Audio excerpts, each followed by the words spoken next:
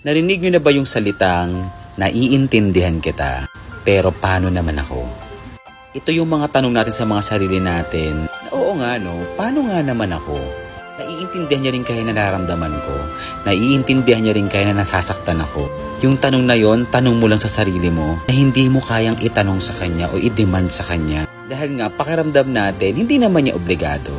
At since tayo yung mas nagmamahal, dahil nga hindi patas yung pag-ibig, tayo yung mas madalas nasasaktan. Na kahit anong sitwasyon, iintindihin mo siya dahil mahal mo siya. Na kahit minsan naiisip mo na sana minsan tanungin niya rin ako.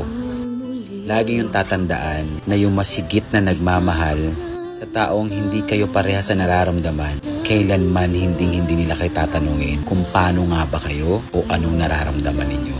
Dahil pinili natin na maintindihan sila kahit nasasaktan ka na.